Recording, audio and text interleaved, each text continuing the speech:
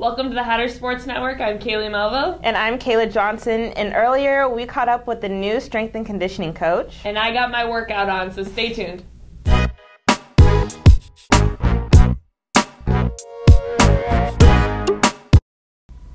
Hey Hatter fans, Kayla Johnson here with the new strength and conditioning coach, Coach Bradley Loki. Correct. Now Coach Loki, Yes, ma'am. explain to us what you do here at Stetson.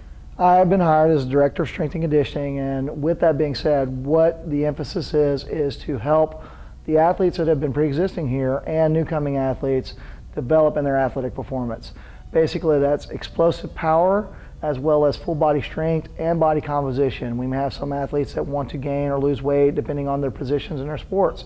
So we do work on that as well. But we're looking at the full athlete and really working on the explosive development of the athletes. Now I understand you're a former Marine. Correct. What have you learned from being a Marine and how did you implement it while training athletes? I think the biggest aspect of that is the style of leadership and logistics organization that I utilize. I really like to keep a high intensity, teaching mental toughness, teaching being able to persevere through all adversity within the weight room, and I think that transmits and translates to life in general. And what teams do you mainly work with on campus? Currently right now we have about 10 teams, and they're your first echelon top teams. So obviously we got the large groups: baseball, softball, football, men's and women's soccer, men's and women's tennis just started implementing, and lacrosse. Lacrosse is a first-year team, but they're in their off-season right now. Generally, as far as the teams that we will have in this weight room, we really want to focus on the off-season athletes. With the in-season, we still try to attend to them, but more as a maintenance. And how do they interact with each other in this weight room, and how do you kind of lead that interaction? Generally, when we come in, we're always going to have different stage warm-ups. So I kind of divide the room into three pieces. Basically, up here we have a large open floor. I'll have some drills set up over here, and I'll have some drills set up over here. So we'll go through a three-stage warm-up.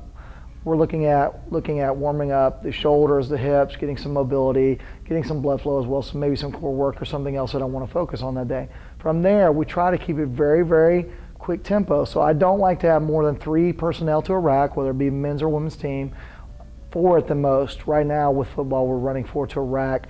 Not ideal, but we will get to a situation where we'll go 3. So we're looking at 36 personnel per lift. In and out. We try to keep our workout within about 45 minutes to about 50 minutes. I know you meet a lot of cool people while you're training, Yes. and you see a lot of cool things. So what's your favorite part of the job?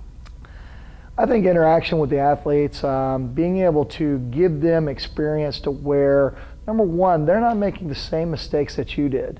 You know, whether it was you didn't necessarily reach a goal that you had set in mind, or overall in your life that you've done something, and maybe it's something that you're even proud of, but it might not be the right direction for that athlete. So within your interaction, you always try to make sure that you're giving them more sound advice, not necessarily an opinion, but an advice to help them to get to the best place and make the best decisions for their career. And what potential do you see in our student athletes after working with them and training with them?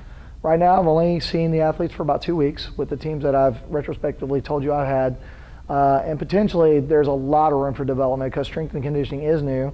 We've got a beautiful facility here, great weight room to start out with, and we still have the old weight room that we want to go back and do some renovations with and get more set up.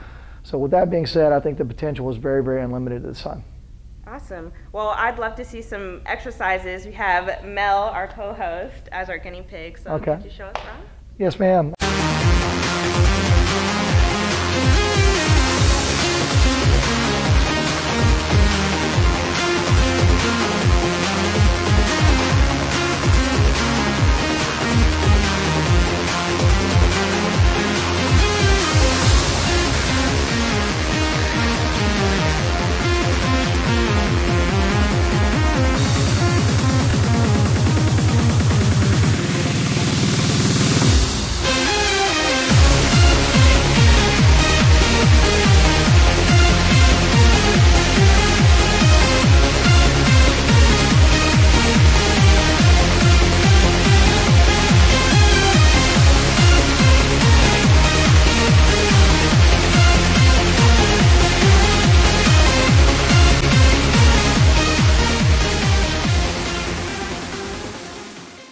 Thanks, Coach Loki, for the workout. Now moving on to our athlete of the week. Our athlete is Dustin Dingus of the golf team. He finished 4th in the Mission Inn Collegiate Tournament.